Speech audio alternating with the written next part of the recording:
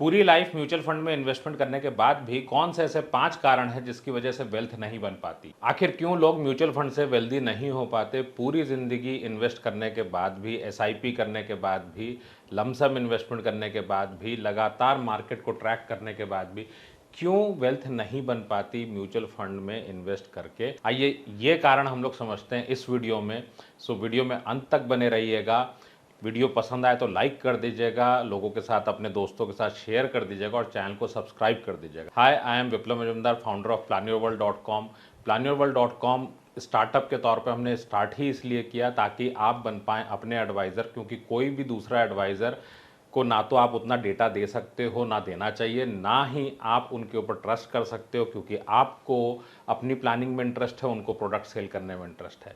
So financial planning की learning start कर, जहाँ पे आप 5 साल 10 साल में जो सीखेंगे वो सारी चीज़ें आप सिर्फ 3 दिन में सीखते हैं। Links are in the description. So अगर हम इस वीडियो की बात करें कि हमारे पास में जितने भी रीज़न्स हैं वेल्थ ना बन पाने के, उसमें सबसे पहले एक एक करके अगर हम चलें तो what is the first reason?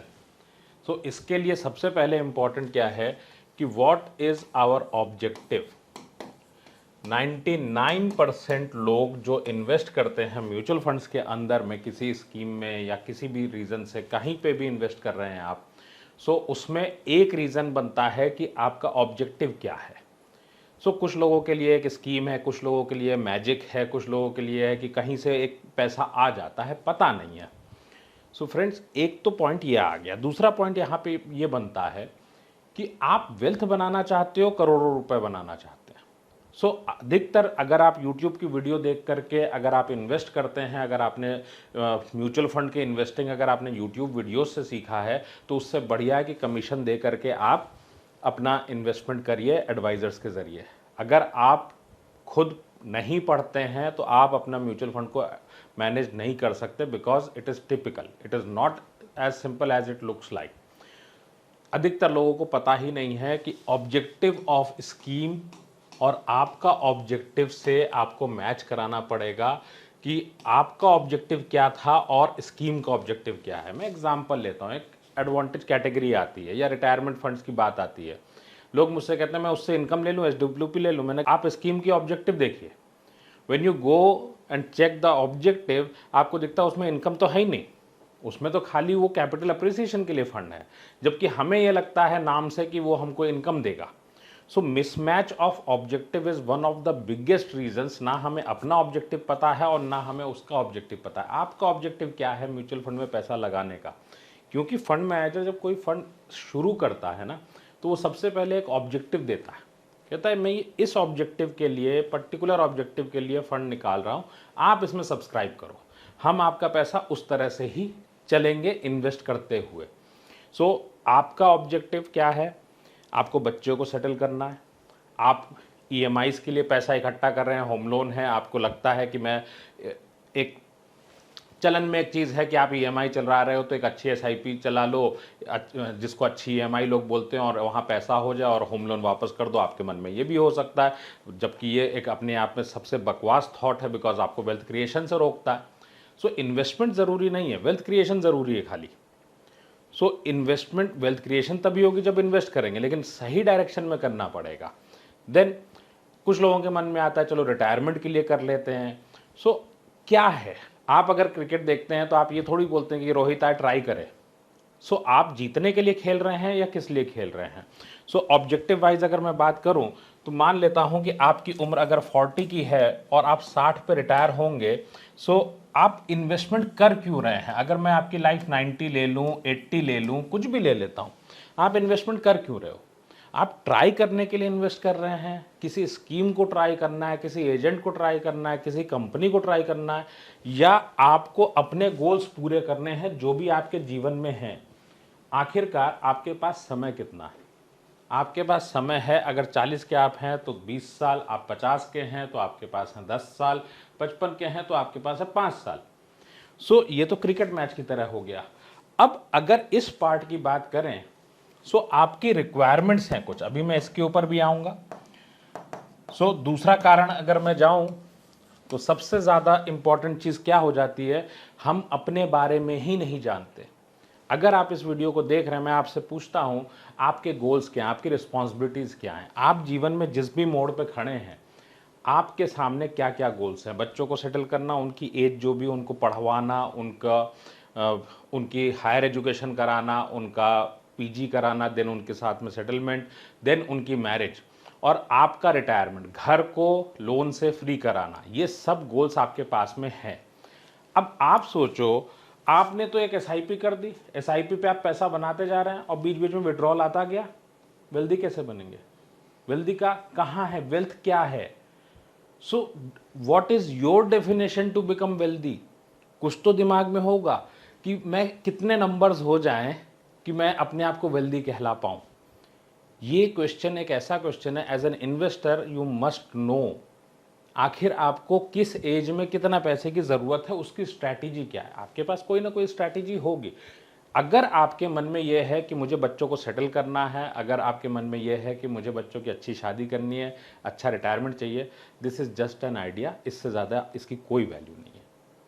ये सिर्फ एक ख्याल है। मैं बोल सकता हूँ मुझे वेकेशन पे गोवा जाना है, मैं बोल सकता हूँ मुझे वेकेशन पे यूएस घूमने जाना है, ये ख्याल है।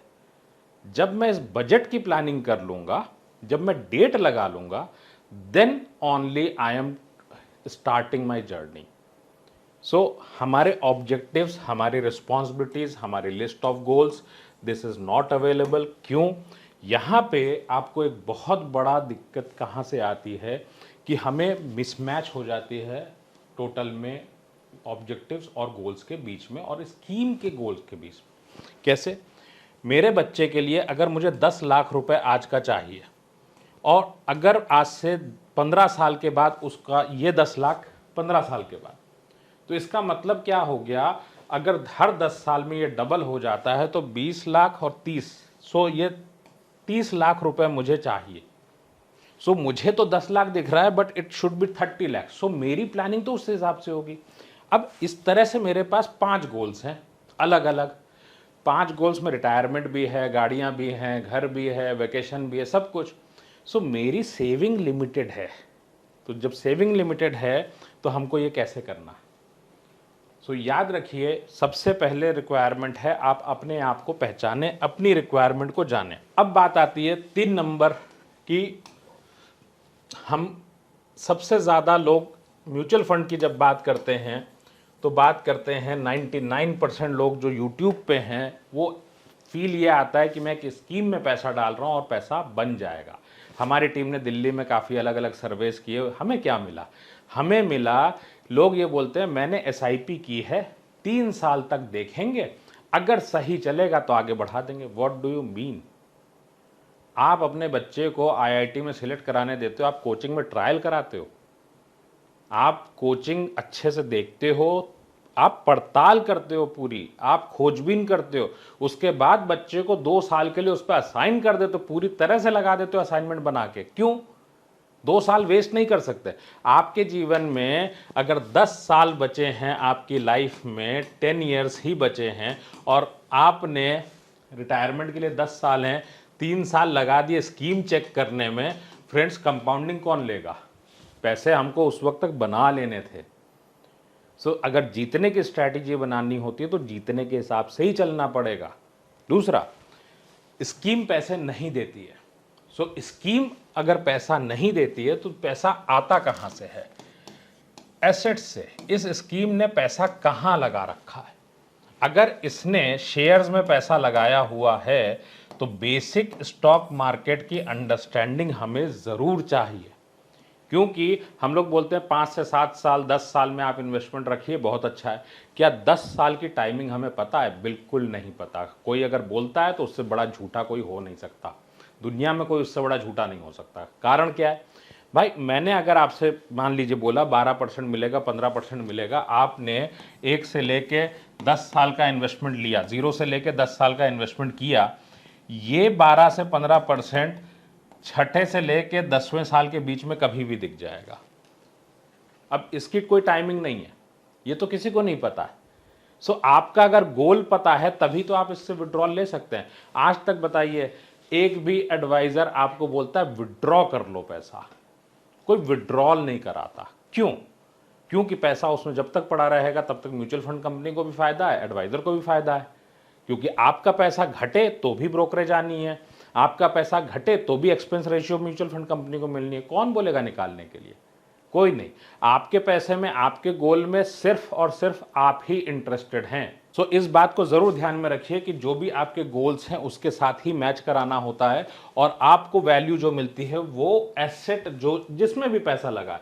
सो मेनली ये माना जाता है, समाज में एक कॉमन मिथ है कि म्यूचुअल फंड का मतलब इक्विटी। ऐसा नहीं है। म्यूचुअल फंड में बहुत सारे ऑप्शंस है, डेट है, गोल्ड है, प्रॉपर्टी से रिलेटेड है, बहुत कुछ है। लेकिन ठीक है, आपके मन में अगर इक्विटी है, हम अभी थोड़ी देर के लिए इक्विटी की ही बात कर लेते हैं। सो यहां पे स्कीम पैसा नहीं देती, आपको अंडरलाइंग एसेट से पैसा मिलेगा। Then fourth, no knowledge of MF industry trade secrets. हमने अपने लाइव सेशन में एक सर्वे किया। हमने पूछा कि एक फला कैटेगरी का फंड है, ये क्या है। सो पता ये चलता है जो वहाँ पे किम में लिखा है, एक फॉर्म पे जो लिखा है वो उसी को बोल रहे हैं कि इसमें इतने इतने तरह के मल्टी कैप फंड्स हो सकते हैं, जबकि वो फंड मल्टी कैप है ही नहीं। होता क्या है, हमें लगता है कि इस फंड के अंदर में हमारा पर्पस पूरा हो जाएगा। आपको जानने की ज़रूरत है कि अल्टीमेटली जिस फंड में आप पैसा लगा रहे हैं, असल ऑब्जेक्टिव उसका क्या है। आप किसी भी कंपनी पे चले जाइए, आप एसबीआई पे चले जाइए, आप आईसीआईसीआई पे चले जाओ, आप फ्रैंकलिन पे चले जाओ, आप एक्सिस पे चले जाओ, किसी पे भी चले जाओ आप, और आप उसके बाद देखिए कि उनके पास जो फंड्स हैं, हर एक का ऑब्जेक्टिव में क्या लिखा है। हर एक के ऑब्जेक्टिव में लिखा होगा कैपिटल अप्रिसिएशन। मैक्सिमम के में लिखा होगा कैपिटल अप्रिसिएशन। आप बताओ, आपने पैसा क्यों डाला? आपने लार्ज कैप में क्यों डाला है? आपने मिड कैप में क्यों डाला है? आपने स्मॉल कैप में पैसा क्यों डाला? मल्टी कैप में क्यों डाला है? आपने थीमेटिक फंड में क्यों पैसा डाला है? आर्बिट्राज क्यों लिया है? बैलेंस्ड एडवांटेज क्यों लिया है? ईएलएसएस क्यों है आपके पास? सो इसका जवाब तो चाहिए। सो पहले हमको अपनी सिचुएशन जाननी होगी, देन फंड की नॉलेज चाहिए हमको, कब किस में क्या चेंजेस हो रहे हैं। यहाँ पे मैं फैक्ट शीट के पोर्टफोलियो के चेंजेस की बात नहीं कर रहा, ओवरऑल इंडस्ट्री में कुछ चेंजेस हैं, तो आपको वो चीज़ पता होनी चाहिए। अल्टीमेटली होता क्या है, हमने एक ऐड देखा और ऐड देख करके हमने इन्वेस्ट कर दिया, इससे काम नहीं चलेगा। You need to have proper knowledge of the funds. कौन सी स्कीम कैटेगरी किस काम के लिए होती है। क्या मैं एसडब्ल्यूपी हमको इक्विटी फंड से लेना चाहिए? बिल्कुल नहीं लेना चाहिए। हमारा मानना यह है कि बिल्कुल भी उससे प्लान नहीं करना चाहिए। 60 की उम्र तक आपने एसआईपी की, आप विड्रॉल करना कब शुरू करेंगे? सो ये चीज़ तभी तय हो सकती है जब आपको एग्जैक्ट नॉलेज हो कि किस फंड में क्या एसेट्स होते हैं और किसका क्या यूज़ है। सबसे इंपॉर्टेंट बात, 5 नंबर पॉइंट हमारे लिए क्या हो जाता है कि जब भी हम एसेट एलोकेशन कर रहे हैं, हमारे पास एक ऑप्शन है कि मैंने 3,000 रुपये की एक एसआईपी कर दी, 3,000 की एसआईपी कर दी। रीज़न क्या था? क्या 3,000 का बजट था या मैं ट्रायल कर रहा हूँ आज अगेन? सो हम क्या करते हैं, हम इसको फ्यूचर में हम इसका इम्पैक्ट नहीं देख पाते। आपकी एज अगर 40 है, आप किसी भी फंड में इन्वेस्ट करेंगे, what will be the result at the age of 60? आपको कितना पैसा बढ़ के मिला और कितनी आपकी वेल्थ बनी। वेल्थ का मतलब हो गया कि आपका इन्फ्लेशन के साथ ही ये पैसा कितना हो जाता। सो पैसे करोड़ों में हो सकते हैं और उस वक्त ब्रेड का प्राइस भी करोड़ों में हो सकता है। सो हम लोगों ने जिम्बाब्वे को देखा, बहुत सारी कंट्रीज को ऐसे देखा। अब पॉइंट क्या उठता है यहाँ पे, आप कितने की एसआईपी करोगे? How will you decide? Ultimately आप एसआईपी करने वाले हो, लमसम करने वाले हो, हमारी फील क्या होती है समाज में, चलो पीएफ में पहले बहुत सारा पैसा सेव कर लें, बहुत सारा सेफ्टी के साथ पैसा रखें, उसके बाद चलते हैं। फ्रेंड्स, वेल्थ कहाँ है? आपने क्या वेल्थ के लिए इन्वेस्ट किया? आपने तो सेव किया है। सेव करके, अच्छा सेफ्टी है कहाँ? पूरे इंडिया में एक सेफ प्रोडक्ट बता दीजिएगा, कमेंट करके बता दीजिएगा। महंगाई के साथ, टैक्स देने के बाद महंगाई के साथ एक प्रोडक्ट बताइएगा जो सेफ्टी के साथ वेल्थ बनाए। सो एक भी नहीं मिलेगा आपको, और इस बात की गारंटी है एकदम। आप खुद भी जानते हैं आपकी जो पहली सैलरी थी उतनी ही सैलरी आज हो तो घर चला पाएंगे क्या? सेफ्टी आप किसको बोलते हैं? सेफ्टी ये नहीं है। सेफ होने का क्या मतलब है कि पूरी ज़िंदगी हम सही से रह पाएँ, दैट इज़ सेफ्टी। सेफ्टी का मतलब हमने कभी भी ये नहीं सोचा है कि हमारे पास पैसे ना हो खर्च कर पाने के। सो सेफ्टी के डेफिनेशन को सही कर लीजिए and you should be comfortable with uncertainty. नहीं तो 70 की उम्र में इन्फ्लेशन से ही पैसे कम पड़ जाएंगे। ये बात एकदम सच है और इसीलिए 90% लोगों के पास पैसे नहीं है रिटायर होने के।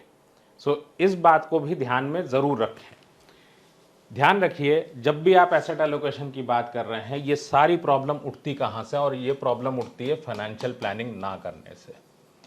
आपको प्रॉपर फाइनेंशियल प्लानिंग करके ही ये चीज़ करनी चाहिए। और याद रखिए, जितने सवाल यहाँ उठे हैं, कोई एडवाइज़र आपकी लाइफ में इंटरेस्टेड है, आप सोच के देखो। आप अगर 10 साल 15 साल से इन्वेस्टमेंट कर रहे हैं या 2 साल से भी इन्वेस्टमेंट कर रहे हैं और आपने इस वीडियो में कुछ भी नया सीखा है, क्यों ये बातें 15 साल पहले नहीं आई? क्या आपको फाइनेंस की नॉलेज 21 की एज पे चाहिए थी या नहीं? क्यों हमने 10-15 साल गंवाए? आपने अगर 10 साल 15 साल में इंश्योरेंस को इन्वेस्टमेंट मान के इन्वेस्ट किया है, अगर आपने बिना प्लानिंग किए पीएफ को बहुत सेफ मान के अगर आपने इन्वेस्टमेंट्स किए हैं एसआईपी में, तो इस बात को ध्यान रखिएगा, आपको सख्त ज़रूरत है फाइनेंशियल प्लानिंग की। और ये चीज़ आप ही कर सकते हैं, कोई दूसरा नहीं कर सकता। क्योंकि फाइनेंशियल प्लानिंग का जो सबसे बड़ा बेनिफिट है वो ये है कि आपका कस्टमाइज्ड प्लान आप हर क्वार्टर में खुद बनाते हैं। आप अपनी इनकम, आपके लोन, आपका रिस्क कैटेगरी, आपके यहाँ पे कौन कितने मेंबर्स हैं फैमिली में, उनकी क्या रिक्वायरमेंट है, इसके बेसिस पे आप अपनी कंप्लीट फाइनेंशियल प्लानिंग और अलग अलग इन्वेस्टमेंट को करना, एसेट एलोकेशन आप कर सकते हैं बहुत ही आसानी से। और ये आपको पूरी ज़िंदगी करना चाहिए। एटलीस्ट अगर आप 5 से 7 साल में फाइनेंशियली फ्री होना चाहते हैं और फंड्स आपके पास कम है, बिना फाइनेंशियल प्लानर हम आपके साथ एक्चुअल डिस्कस करते हैं practically what is to be done. आपके 3 दिन के कमिटमेंट के साथ we can do this. So links are in the description. अगली किस्त, अगली इंस्टॉलमेंट जाने से पहले अपनी फाइनेंशियल प्लानिंग को कंप्लीट करिए। Start learning now.